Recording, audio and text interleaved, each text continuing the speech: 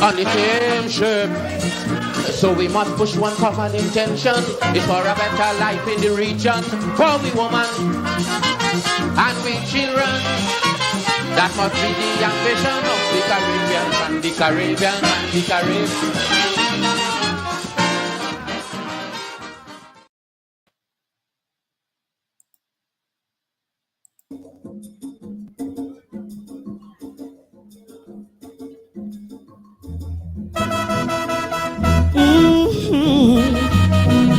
Hey, hey. Oh, help us, Father. Hey, hey.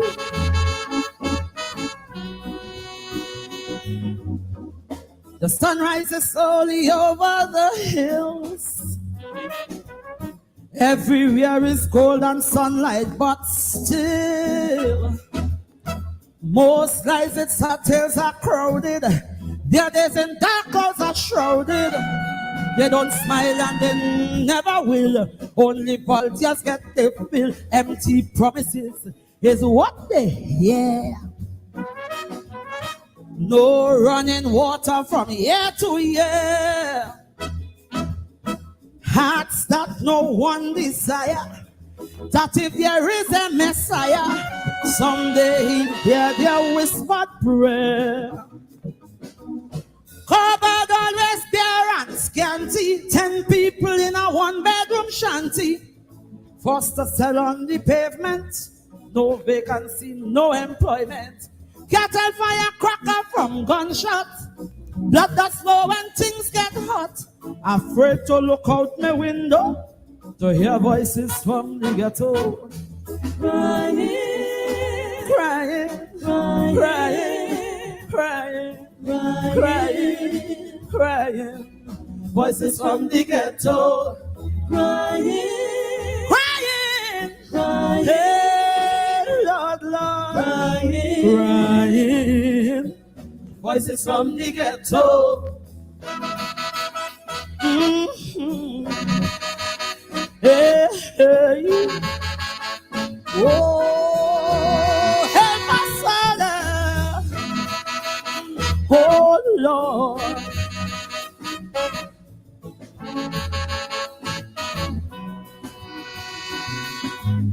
Mothers does just hold their head on, boy.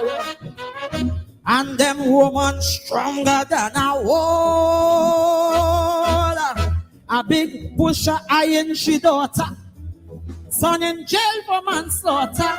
Too bad for he and them bad boys. No bail, that's the black man's choice. Like Shadow say, poverty is hell. She little girl child belly start to swell. Some say life is a cycle, but the church in no circle. Where will it all end? Only time could tell. Outside the siren keep howling. Inside your belly will crawling. Police raid very often. The undertaker measuring a coffin. One night in bed you're sleeping. Next night is a wake that you're keeping. So you're praying to win the lotto, not to hear voices from the... What they doing? Crying. Tell me what they doing. Crying. Oh, Lord, Lord. Crying, crying, crying, crying, crying, crying, crying, crying. Voices from the ghetto. Help us, Father. We are not a forgotten people, Lord. Stretch forth a hand to us, we pray. Come, God.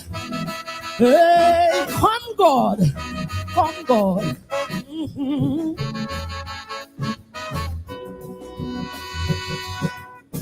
With dented pride, they sold their honor. Revolutions made politicians pawn. And often their tragic story brings a journalist glory. No wonder they view the world with scorn. since the day they're born. Some call them rebels without a cause. These social victims of unjust laws, but yet we christen we heroes, renegades, desperados, forever knocking on heaven's doors. Hear me? Steel band music shatters the silence, harmony to conquer the violence. Big men run when cops approach, fighting for scraps with the cockroach. Young Turks yet protecting, almost every young girl expecting. So tomorrow, Peck still a borrow. There'll be another voice from the ghetto, trust me. Crying, crying, crying, yes, crying, crying, crying, crying. Voices from the ghetto, crying, crying, crying. Oh, pity call, mama. Crying. Hear them pleading, Lord. Voices from the ghetto. Oh, yeah, help us, Father. Mm-hmm. Oh,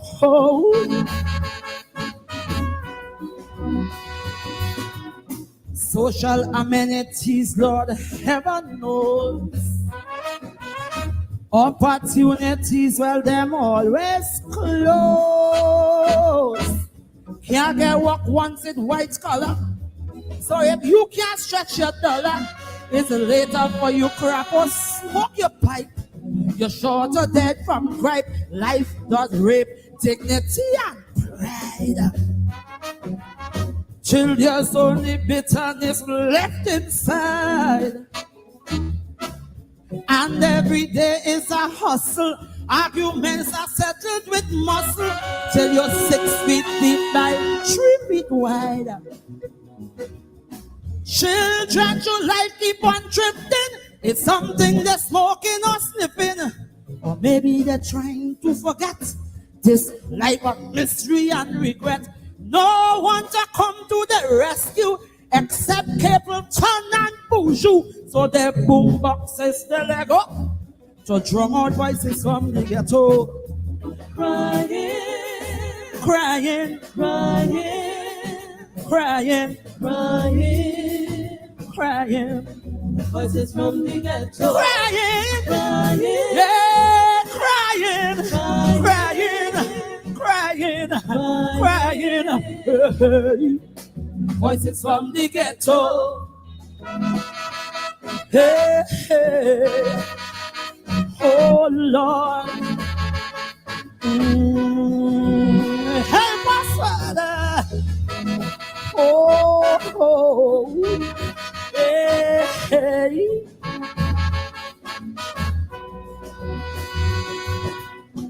As parents struggle to survive, children are neglected and deprived. Illiteracy on the rampage. Some parents never reach college, so with his homework, the child must strive if he wants to stay alive. The dropout rate does come out trumps. As their big trucks skid and hit life bombs, them can't relate education to the daily life of starvation, so they take their chances in the dumps. Every day garbage truck they hop in is all junk and metal they scrapping to get a jump start on them Kobo. Some does get squashed like mosquito. So next time we pass in the beatum in we fancy car air condition, just above the Hummer we motor, we might hear a voice from the ghetto.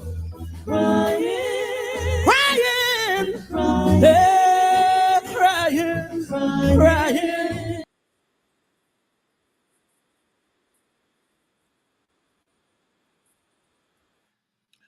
Oh, welcome to today's edition of Politics 101, our special edition of Open Word, our special edition of politics 101 on a Monday evening, and we continue to focus on poverty.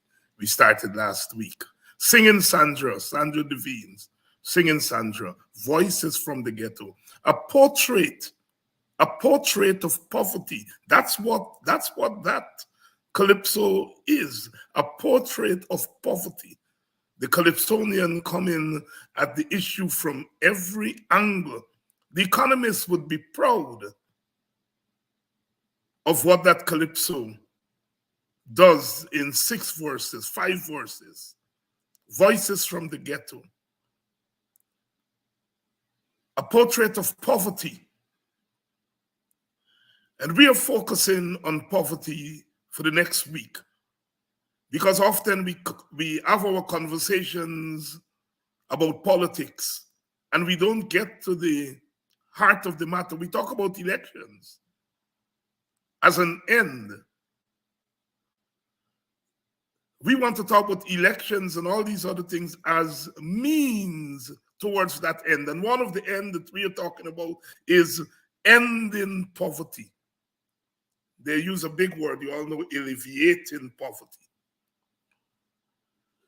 And we feel that if we are able to do something about poverty, then and only then we can begin to talk about development and transformation. Development and transformation. You all remember that title there, Development and Transformation. Professor Thomas is one of his early books, Development and Transformation. Only then we can begin, once we start to talk about poverty. If we're talking about slavery, colonialism, indentureship, ultimately we must talk about poverty, because perhaps the most profound consequence of that long experience of bondage is the poverty which is still with us today. And we are saying in this era of actual and potential plenty, if we deal with the question of poverty, we're on our way. And who better to talk about poverty long before the oil started to pump? Professor Clive Thomas went to Buxton in 2018 and raised the question of poverty in a frontal way and made the argument that poverty could be attacked in a serious way and that we can decrease it in a serious way. It's called the Buxton Proposal. It's now, as they say, the rest of history is history. If there is one policy initiative that has come out of our conversations about oil and gas, it's the Buxton Proposal. Cash transfers. I go everywhere in the little corners, in the villages, in the ghettos, because now we have ghettos in the villages. They refer to it as the $5,000. So there's consciousness about it. And so we want to talk about poverty. We want to talk about the ghetto because we want to talk about poverty. We want to focus on poverty. Because this struggle is not just a struggle for power, political power. Of course, that's inherent in political interventions. But it has to be a struggle to solve problems, to transform the society. Whether you are in political power or out of political power, it is better when you are in the seat of power, because then you have the means by which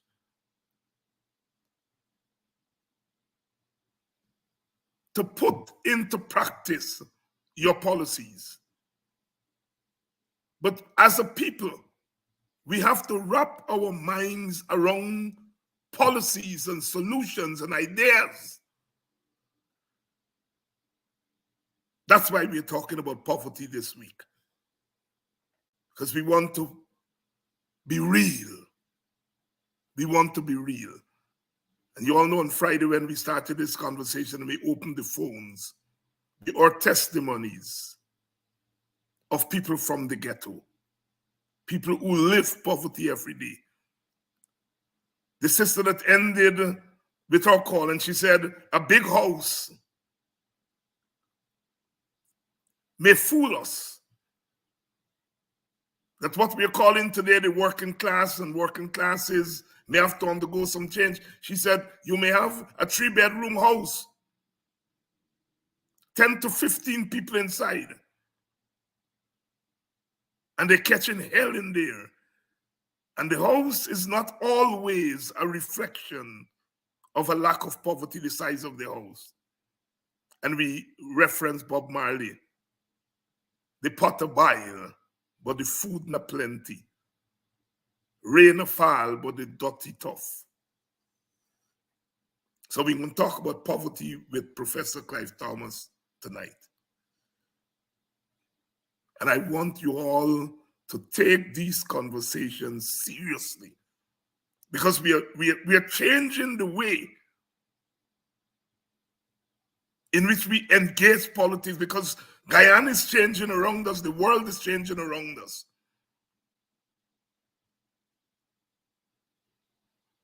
And we have got to adjust to those changes. We've got to adjust all ideas. We've got to come up with new ideas. At the end of the day, ideas matter. You all know that. Ideas matter. Because you can get political power, and if you don't have ideas about what to do with that power to transform people's lives, you sit there in the seat of power and you leave the seat of power without affecting positive change for people who give you that power. Let me bring in Professor Clive Thomas. Professor Thomas, good evening. Hello, David. Good evening, David. How are you? I'm fine, thanks. We had a long introduction tonight because we listened to Singing Sandra and what I call a portrait of poverty, and then my own commentary.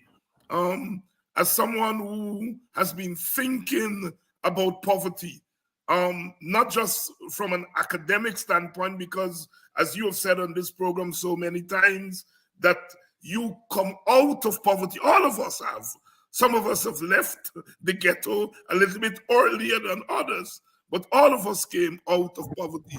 As you listen to that calypso, what went through your mind?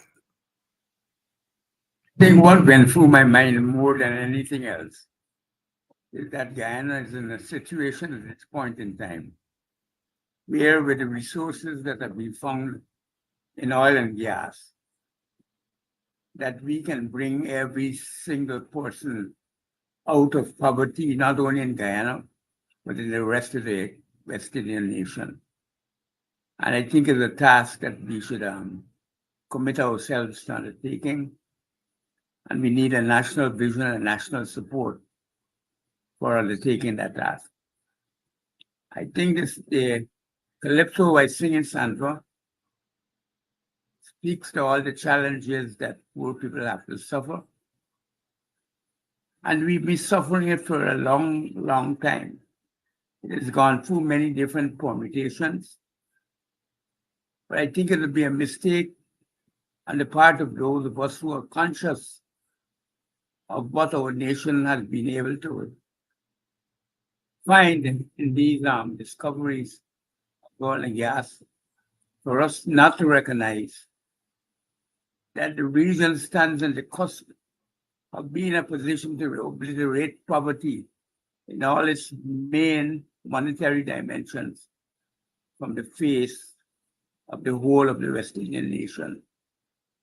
And I feel that we should, in honor of our ancestors, try to stand up to that challenge. But first, we have to get recognition of the challenge. Many people are very flippant and saying that the poor will always be with us. There's a difference in saying the poor will always be with us when there's a persistent, significant section of your population that is always poor. But if you talk about a floating element shifting in nature and type over generations, that might always be with us. But to have a country in which a significant part the people live in grinding poverty is something that we can escape from as part of the collective endeavor of the entire planet. And I think we are at a point in time where the possibility of being able to do that is within the grasp of this generation. And I feel that's a challenge that we should take up. So all my work of the past and the present, and hopefully in the future, will be dedicated to that task. And Professor, I am so glad that you made reference to your work in the past and the present and the future. And because going right back to your professional life in the 60s, coming through to the 1970s, Bread and Justice, coming through to the 1980s, The Poor and the Powerless, which was published in 1988, right through to the Buxton Proposal. Obviously, you've been thinking and writing about this question of poverty. So it's not a new thing that has come into being because we have oil. It's something that you have been writing and thinking about. And you've been associated with the Working People's Alliance. Before that, you were involved with Ratoon at the University of Guyana. And so mirroring your academic life as being your political activism, and the connection between the two is never lost in those who observe your interventions in Guyana, the Caribbean, and beyond. And I want you to speak to this work of this challenge, this work of tackling poverty and putting a dent and alleviating it, make the connection between that work and actual political activism for us. I think the essence of that lies in something that a comment that someone had made to me in a public discussion when he was approving some remark I made years ago, maybe 20, 30 years ago. And he said there's nothing more practical, CY, as they call me, than a good idea. What I've learned here tonight is a good idea. And that has its own practical translation and shows a practical way forward. We're trying to achieve the thing that we are trying to do. So in fact, there's no separation between theory and practice. All good ideas are good practical things they put into operation. There's no ideal separation between something that is practical and something that is a good idea. Because human consciousness does not allow for this separation. Because as beings, we have to survive and we have to live and we have to grow.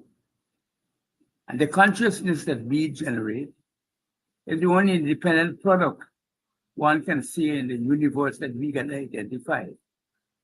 Because everything they say that is here has always been here. The universe is what it is, a universe. But the only growing element in it that is not predetermined is the consciousness or the capabilities of the human mind to invent and see realities that might not exist in practice. But everything else that is supposed to exist can only exist when we recognize it. Because it is us that give recognition to reality. So I feel that it's an artificial separation. And most radical theorists have long recognized that. I have stood by ideas to try to see a dialectical connection between the two. That theory and practice really go together. So I feel this is a wrong abstraction to try to separate practice from theory or theory from practice. It runs the risk, I think, of serious error. And one of the ones that is most dangerous, I think, is when we begin to invent a reality. We begin to use our conscious mind to steer and construct a reality different from the one that our own intelligence is telling us is what is really there. We begin to fabricate and this and that and cater to this prejudice or that prejudice, and we lose the central guide which, which reflects the seriousness of revolutionary thinking, which seeks to advance the purpose and what people are trying to do. Once you slide into that trap, you don't get out of it because you have to spend all your intellect trying to reconstruct another reality. So I feel that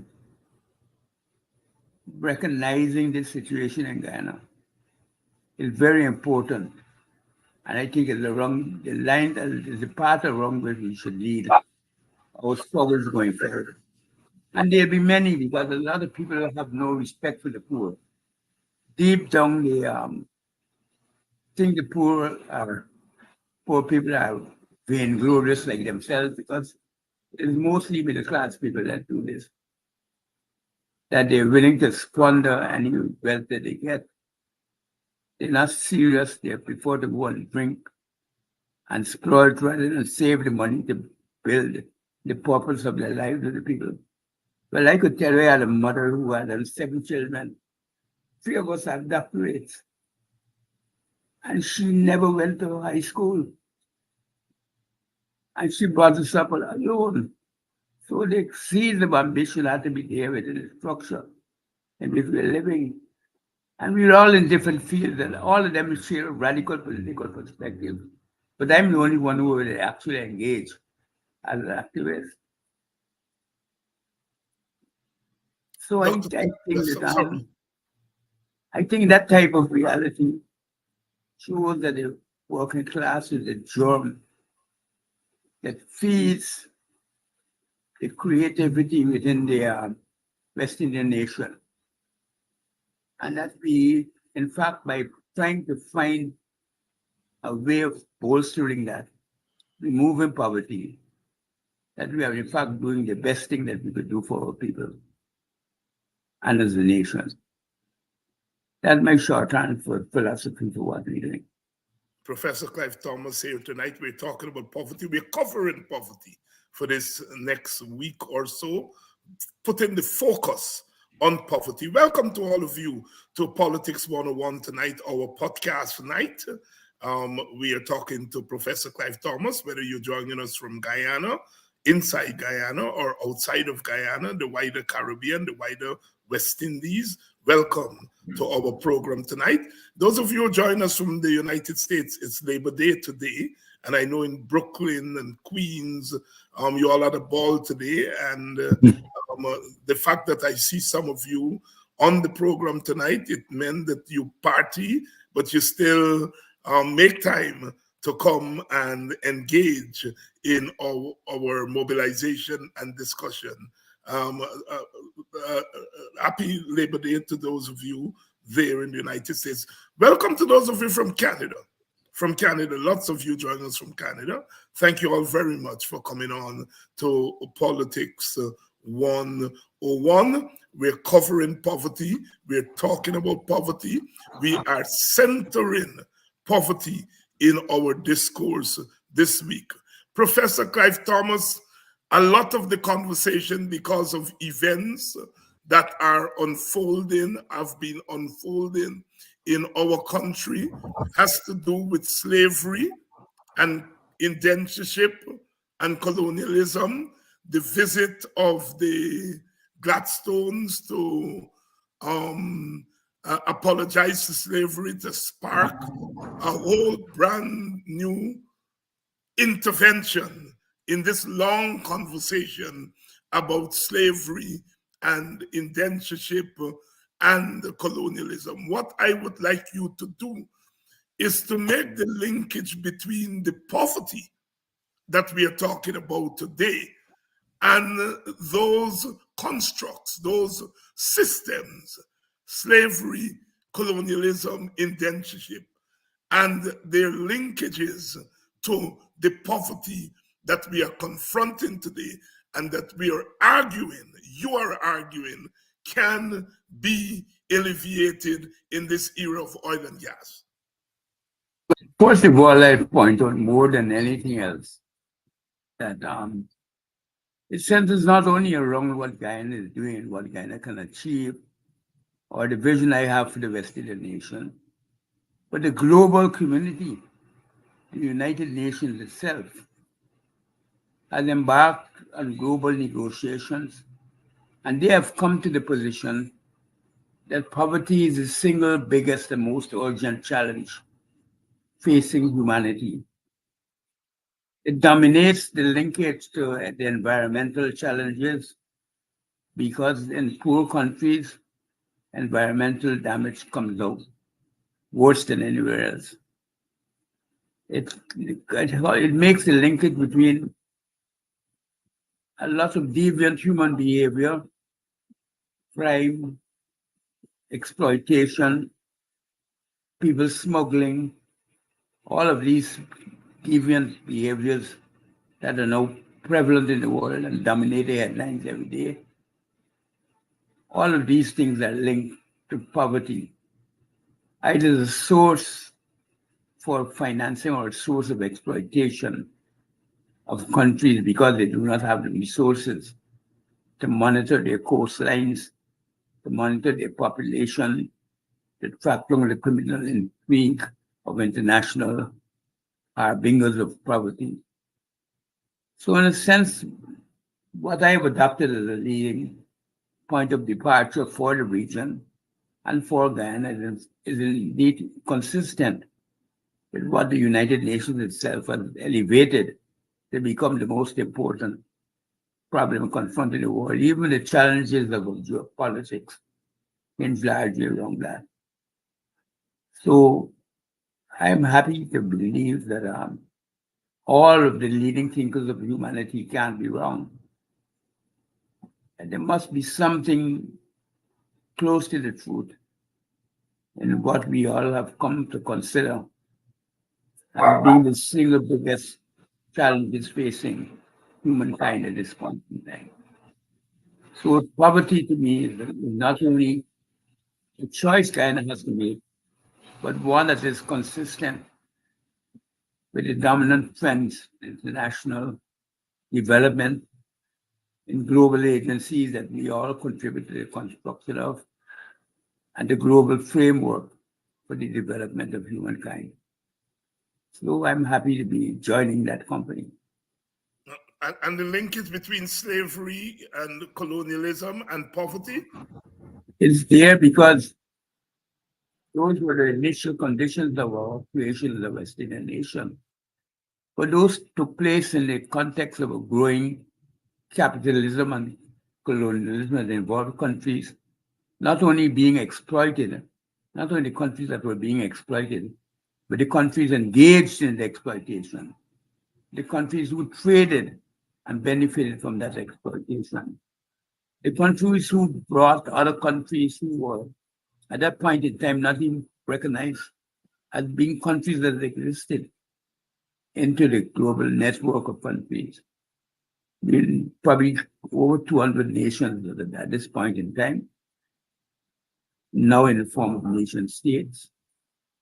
And that did not exist when the first voyages took place to bring slaves to the Caribbean area. So all that evolution is part and parcel of that early conquest. We have to link the creation of poverty and the generation of, while differences in the distribution of income and wealth across the world, the distribution of power and influence You have to bring all those things to bear in understanding why it is poverty to be so central and so well embedded and persistent in its embeddedness in the Caribbean region. Professor Thomas, in that Calypso Rose, I think, as you said, she dealt with the challenges of poverty, the challenges poor people have to deal with on a day-to-day basis. And she talked about survival, and she talked about finding ways and means of staying alive, finding ways and means of trying to get out of poverty.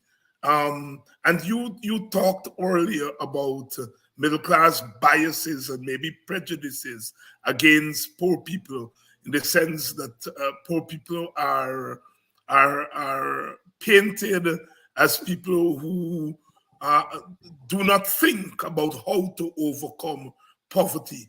Talk about the poor and their continued struggle to survive in a poverty-stricken condition, and how that struggle for survival could be an asset as we begin to implement real ideas and real policies to put a dent on and to alleviate poverty.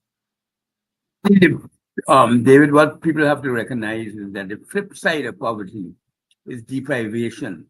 Mm-hmm. We're poor because we're deprived of certain things. And although the focus has been by implication on money, income, and ability to buy goods and services, it also includes many other things. The poor are deprived of proper education. They're deprived of good health. They're deprived of good services that the state may have to distribute to its population because they are not within the preference group. So that poverty and deprivation go hand in hand. And it is not only a lack of income or even a lack of wealth, but a lack of access to basic necessities like education, schooling, sanitation, nutrition. All these things go to make up family having a good and satisfactory life in a particular environment. It is also linked to the environmental sustainability of the country, that floods don't dominate, that wildfires don't occur, that diseases don't flourish or run riot in the community. Pandemics don't become the order of the day. And for all those things, we need to have resources. And resources that will provide for those things include not only monetary resources or monetary benefits, but non-monetary attributions as well. A population is as poor as it is educated. If the population is dominated with poor people, it's dominated with half-educated or poorly educated people. If it's dominated with a lot of poverty, a lot of people are also suffering from sickness, malnutrition, diseases that are rampant in the particular community, when being malaria or whatever it is, are not so rampant in countries that have developed better distributions of income and less poverty among them. I think I was listening to the news recently, and I heard of 2 or 3 malaria cases in some part of the United States. Now, if that happens within any part of Guyana, it will make the news because it's par for the course. So that the poverty we talk about is linked to all those deprivations, the ability to get satisfactory services, to be able to live in good health, and to live a long and happy life. Professor Clive Thomas here tonight as we continue our coverage, our focus on poverty. I'd like to welcome all of you to Politics 101 tonight, our open word podcast night with Professor Thomas. Tonight, we are talking about poverty in from all its angles, all the dimensions of poverty. And we are making the central argument here that poverty can, in the current Guyana, poverty can be alleviated, it can be decreased, not only in Guyana, but in our wider Caribbean, our wider CARICOM region, because of the new wealth that has come together. Happenstance. We didn't, 20 years ago, we didn't, even if we could, we didn't envisage a Guyana today that is going to have and does have more resources than it ever had in its post-colonial manifestation. And that in itself changes our country.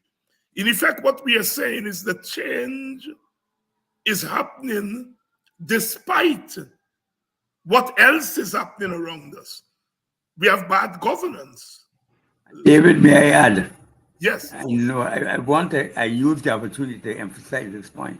Yes, please do. All this dramatic change you're talking about has happened between December 2019, I repeat, and today. Before December 2019, we found and produced no oil, no gas. So you see how much has happened in 4 years. Would you think of any other nation or where something like this has happened in 4 years? And then you get a sense of the scope and scale of the opportunities and challenges that face us now. This is a remarkable transformation. In the period of December 2019 to not even December 2023, less than 4 years, look how much has happened.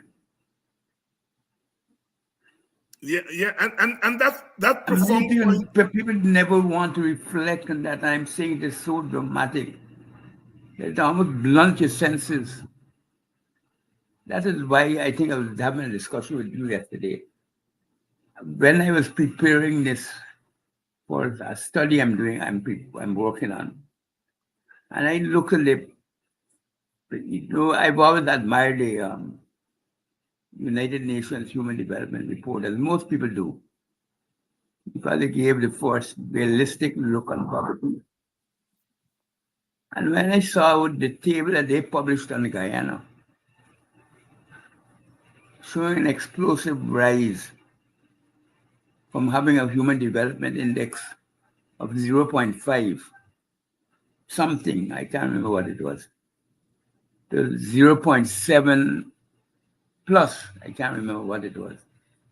When the highest achievement is 0.8, makes me realize what has happened in 4 years. This is truly spectacular and revolutionary by any standards. So we can't treat in an ordinary way such dramatic changes. That's my view. I think that most of, even the people who are supporting Guyana, do not recognize how much has happened in such a short period of time. Professor. I mean, I myself have begun to doubt now whether the movement towards the idea of the World Bank and not so the World Bank, the UNDP, towards the broader poverty measures, has certainly not been helpful to our critics because it undermines all their logic. Yeah. Professor, I want you to put your finger a little firmer on that point you raised there, because I think it's going to clear up some things for our audience and for ourselves. The government of the day is engaged in a very aggressive propaganda campaign that says that change that you're talking about, that change that is happening there, is as a result of President Ali, Vice President Jagdeo, and the People's Progressive Party. One would have to be a fool to believe that could be true. Okay, talk to me. I'm Talk to us. saying, so it's easy to discount that. Yes. It has to do with the discoveries. It has to do with the global environment. It has to do with the conjunction, time, and the price of oil and gas, which means that the treatment of the assets have to reflect this environment. It's not a milking cow. It could disappear easily if the price of oil were to collapse. But it's a conjunction of events. The one thing to remove oil and gas from being a primary source of energy, another such thinking in some countries, among a large number of countries, and it's directly antithetical to that. The problem that we face is that here we have to take into account the geopolitical considerations. If the Democratic Party lose power in the United States, and what the Republicans are saying come to naught, all that price advantage and so forth will disappear, because they're not going to put any restrictions on the production of oil and gas. In fact, they say it openly, and they blame Biden, now the president, for allowing the United States to go on this, what they call wishful journey of trying to appease the woke arguments in the States. I don't want to go into them. Mm-hmm. And that this is purely an illusion if they come to power. They will pump oil and pump gas. And because transferring from one energy to another as the primary source is not a simple matter, plug and play, as they say. It needs a reconstruction of all the sources of generating and distributing energy. Like you hear now with the cars, the electric charging stations everywhere, people buying them and they're getting stranded without being able to reach a charging point because it runs out of electric power. So once countries begin to rebel against such a regime, then the transition will take longer and the price will persist at a lower level for longer. What is driving the prices now is the recognition that the transition as stated by the UN and those who are supporting the UN is supposed to be 2050. So we have literally just 2 or 3 generations or decades to get this thing changed over. It would be a tremendous setback in that regard.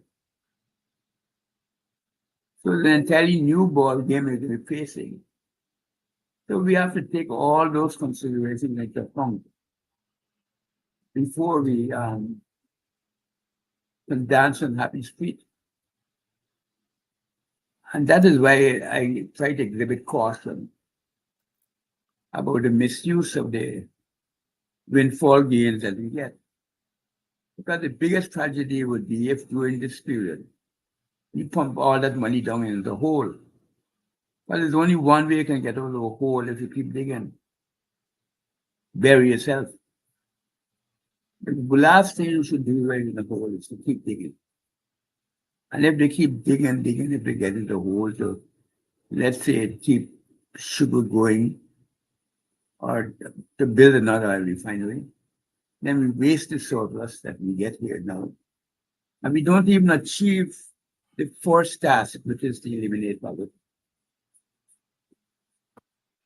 Professor Clive Thomas here, and I want us to pay close attention to this aspect of the discussion, because we are not denying that large amount of revenue is coming to our country, and that all the indices are showing that our country is moving out of the state that it has been in. Those are irrefutable. But that change in fortune has nothing to do with the PPP. It has to do with the discovery and the pumping of oil. Where the PPP comes in, or any government comes in, is what they do with that revenue that is coming in. What they do with the position, the positive position that Guyana finds itself in. And I like what Professor said: if you dig a hole, the only way escape is to bury yourself. And I think that's where we have to focus our critique, is on the way the government is handling the windfall that has come, not to deny the windfall.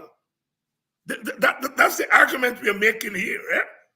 Do not deny the windfall. The windfall is real. To do otherwise is to fool yourself.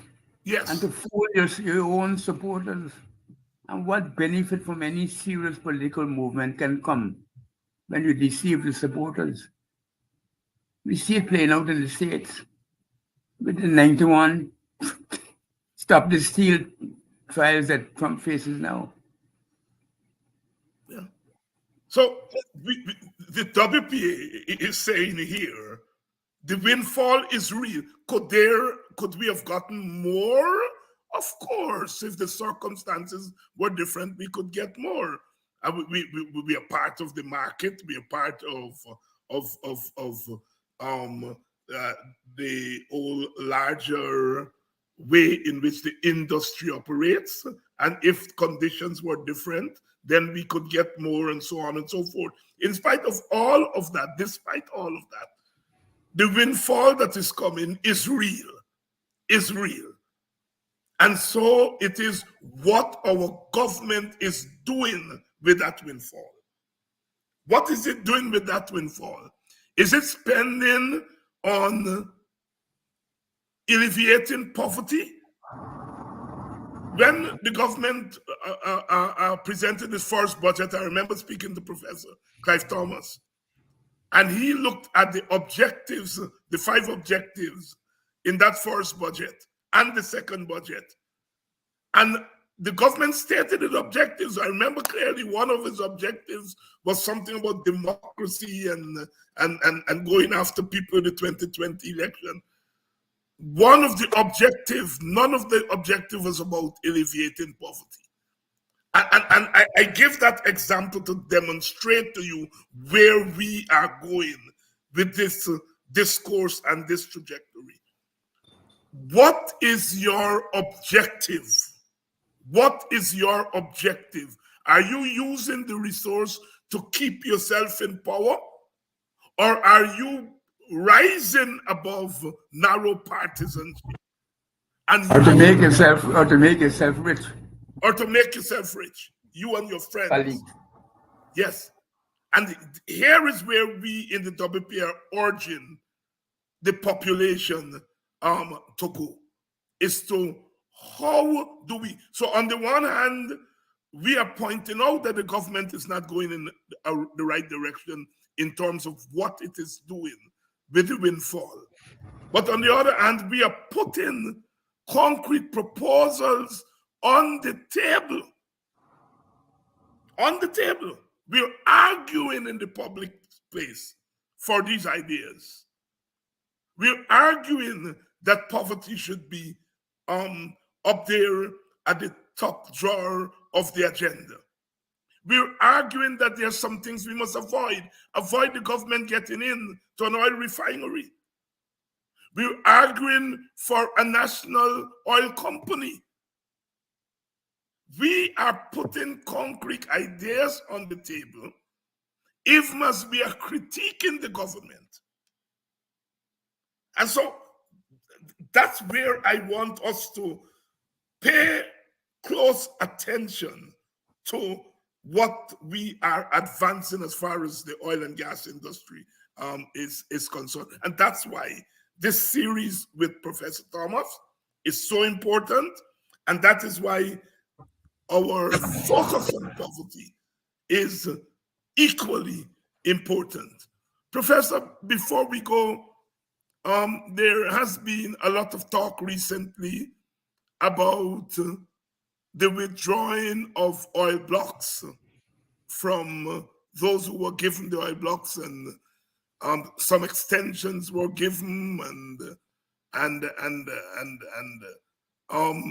the government did not, at the end of those extensions or the end of the life of the period that they were given for, the government did not reclaim those blocks. Put all of that in context for us. Well, we probably could have a little discussion of that next week, if you were intending to have another group. No, well, yes, we can. But I make the broad observation. Uh-huh. And within oil contracts, the general arrangement usually is one in which when a licensee gets a block, particularly a large block, is supposed to relinquish a portion of that block after a period of time in order to maybe rent out the block to another investor who might still think it has yield to give. Or in fact, the present investor who has the block may not have even reached it because it's so low down on their priority as a block to undertake seismic research. And in that way, you generate a maximum yield from the block in terms of exploration and discovery. So what has been happening is that the time period for some of these relinquishments and the amounts to be relinquished have not always been met as stated in the contract. Now, the government has raised exceptions in terms of the fact that COVID intervened and COVID placed an act of God constraint on the operation of the contract because nobody could have catered for it. And therefore, to hold them to this once in a century or century effect is a bit unfair. So they argue that the contract should give them an extension from the period over which in which they had to make the relinquishment. So it was supposed to be done by 2022, then they should have an extension to the end of 2023. But these things have all been settled in an informal way, or not settled at all, because we have not heard any discussion about them. And I think the reason why that is so is because the government ministries responsible for oil and gas have operated like most ministries in Guyana, where the minister himself or herself gets too involved in the running of the corporation or the ministry and become, in effect, part of the technical arm of the ministry. And things like that begin to slip. But if we have a professional technical class running the ministry and responsible for those decisions and those recommendations and those evaluations, reported to the minister. And the minister keeps an arm's length away from getting involved in the technical areas of work. Types of that, symmetries of that type will not occur because most project managers work with tight schedules and they know that important things like that As soon as they come to their desk the next morning and they open up their schedule, they'll know that 3 months and 3 days from today, you have to meet this relinquishment deadline. And it will always be in their mind. But the minister doesn't operate on those principles. He may not be, or she may not be, involved in the delicate day-to-day, week-to-week, period-to-period, even with our management of the ministry and their operations. And things like that could slip. So I feel that the error is caused by a fundamental flaw that we have encouraging Guyana of ministers becoming walls in the ministry and getting too involved in the day-to-day running of the ministry and less involved in the strategic thinking and advice and policy direction. That's my general explanation. Some people see as more sensitive than that the ministers may want to appropriate, for whatever reason, monetary, friends, or political support, their right to be able to steer the benefits from any particular decision to their constituencies from whom they are operating and on whose behalf they are operating. And that might be the motive. But that is a stretch to make an accusation. Because once you begin to do it in the ministry, you open yourself up to be able to prove it. So it remains a matter of some concern. Professor Clive That's Thomas, what I think is the source of the problem. yes, Professor Clive Thomas here introducing the notion of the risk of over politicization of our oil and gas industry, and that politicization could be